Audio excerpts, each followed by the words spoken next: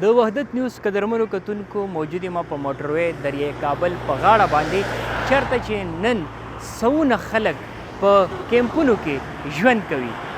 په دې کې نارینه هم شته او د دې سره زنانه هم. دلته موجودې زنانه وایي چې هغوی د یو شمېر ستونزو سره مخ دي. یو خواته هغوی پښتنې دي، په خپلو سرونو باندې درنې درنې برکې چولې دي، نو بل خواته هغوی په سخته ګرمۍ کې په دغه تنبانو کې ژوند تېروي. د بده مرغه په کیمرې سترګه باندې هم هغوی عوامو ته خپل ځان نه ښیي.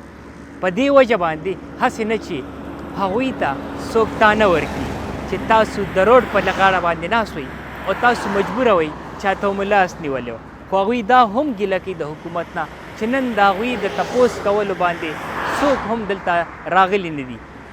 ولې د دې سره که وګورو عام خلک په ډېر لوی تعداد کې راغلي وو دلته کې د هغوی دپاره د خوراک څښاک بندوبست هم کړی وو. د خپل وس مطابق د خپلو کورونو نه خلکو کپړې هم راوړي دي او دغه متاثرینو ته یې ورکړي دي. خو د دې باوجود هغوی دا وایي چې حکومت له پکار وه چې دلته کې د دې لپاره داسې انتظام کړی وي چېرته چې زنانو خپل د ژوند ضرورتونه په اسانه پوره کول. خو اوس دا هم دوی ګیله کوي چې اوس هغوی د دې موټروی غاړې نه هم شړي لګیا دی. موټروی پولیس والا ورته هم وایي چې اوس تاسو دغه د موټروی غاړه پرېږدئ او خپلو کورونو ته لاړ شئ. خو هغوی دغه ګیله کوي چې اوس هم د هغوی په کورونو کې اوبه ولاړې دي. هغوی خپل څاروي هم راوستي دي دلته د موټروی په غاړه باندې هغه چې دی ولاړ دي. نه د هغوی د ګیا بندوبست شته ځکه چې د هغه څاروو کم فصلونه وو کومه ګیا چې وه هغه هم سیلاب لاهو که. دلته کې زنانه دغه هم ګیلې کوي چې هغوی د دې سیلاب د وجې د یو شمېر طبي یا د مرضونو سره هم ښکار شوي دي.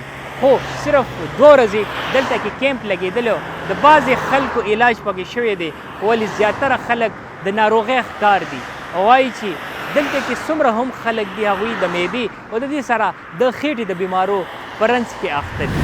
او وایي چې حکومت له پکار دي چې د سیلاب متاثرین دي د هغوی زر تر زره علاج هم وشي او هغوی ته زر تر زره د سر پټولو ځای هم ورکړی شي.